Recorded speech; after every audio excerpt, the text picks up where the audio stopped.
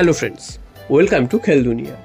গতদিন উড়িষ্যা এফসির বিরুদ্ধে পিছিয়ে থাকার পরেও যেভাবে ফিরে এসছে মোহনবাগান, তাতে যতটা না স্বস্তি পেয়েছে তার থেকে বেশি অস্বস্তি কিন্তু রয়েছে মোহনবাগানের চোটাঘাত নিয়ে। কারণ আগের দিন গ্রেগ স্টুয়ার্ট তিনি চোট পেয়েছেন এবং গত ম্যাচে কিন্তু আমরা দেখেছি অনিরুদ্ধ থাপা তিনি চোট পেয়েছেন। এবার প্রশ্ন হচ্ছে, এমন দুজন প্লেয়ার চোট পেয়েছেন তারা কিন্তু মাঝমাঠের স্তম্ভ।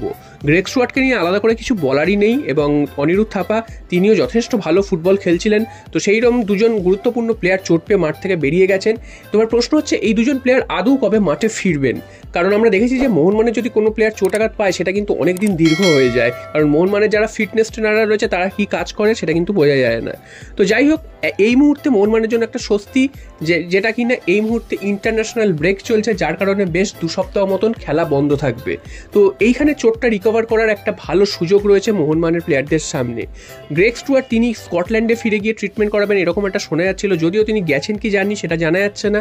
তবে তিনি যেখানেই যান না কেন, যেটা আশা করা যাচ্ছে, গ্রেগ স্টুয়ার্টের যে চোটটা লেগেছে সেই চোটটা কিন্তু গুরুতর প্রথমে থাকলেও এখন কিন্তু আস্তে আস্তে সেটা ঠিক হচ্ছে। তো এবার কবে তিনি মাঠে ফিরবেন? তো মোহনবাগানের পরবর্তী ম্যাচ 23 তারিখ রয়েছে, তারপর কিন্তু 29 তারিখ রয়েছে, দুটোই কিন্তু হোম ম্যাচ এবং দুটোই খুব গুরুত্বপূর্ণ ম্যাচ মোহনবাগানের জন্য। কারণ গত ম্যাচ উড়িষ্যা এফসির বিরুদ্ধে ড্র করার ফলে মোহনবাগান যে অ্যাডভান্টেজটা পেত যদি জিতে যেত, সেই অ্যাডভান্টেজটা কিন্তু হারিয়েছে। তো পরবর্তী যদি দুটো ম্যাচ জিততে পারে তাহলে কিন্তু আবার মোহনবাগান একটা ভালো জায়গায় চলে আসতে পারবে। তাই জন্য মোহনবাগান ম্যানেজমেন্ট থেকে শুরু করে সমর্থকরা প্রত্যেকেই চাইছে সেই ম্যাচে যেভাবেই হোক গ্রেগ স্টুয়ার্টকে মাঠে নামানোর।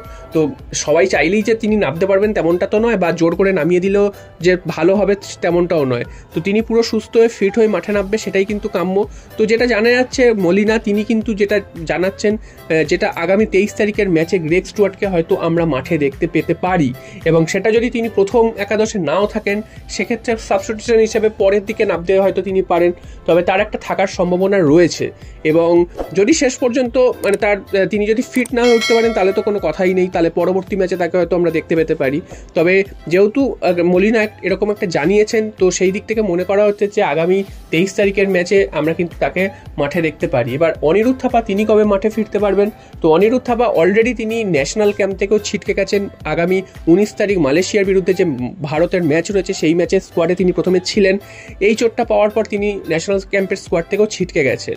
তো অনিরুদ্ধ থাপার চোটটাও যে বিরাট গুরুতর হয়েছে তেমনটা নয়, তবে একেবারেও যে হালকা তেমনটাও নয়। তার চোটটাও বেশ ভালোই লেগেছে, তবে হ্যাঁ, তার চোটটাও কিন্তু ঠিক হয়ে যাবে সেটা আশা করা যাচ্ছে। 23 তারিখের ম্যাচটা না খেলতে পারলেও তিনি কিন্তু আগামী 29 তারিখের ম্যাচটা খেলতে পারবেন, তেমনটাই কিন্তু ক্লাব ম্যানেজমেন্ট সূত্রে জানা যাচ্ছে। তো দেখা যাক শেষ পর্যন্ত এই দুটো প্লেয়ারকে আমরা কবে অ্যাভেলেবেল দেখতে পারি, এবং এই দুটো প্লেয়ার যদি মোহনবাগান মাঝমাঠে থাকে, মোহনবাগানের মাঝমাঠ কতটা ভালো খেলছে সেটা কিন্তু আমরা প্রত্যেকটা ম্যাচে দেখেছি। এবং এই দুজন প্লেয়ার যদি না থাকে তাহলে মোহনবাগানের মাঝমাঠ কী হয় সেটাও কিন্তু আমরা দেখেছি। তো এই দুজন গুরুত্বপূর্ণ প্লেয়ার যত তাড়াতাড়ি মোহনবাগানের মাঝমাঠে ফিরে আসবে তত তাড়াতাড়ি কিন্তু মোহনবাগানের জন্য মঙ্গল।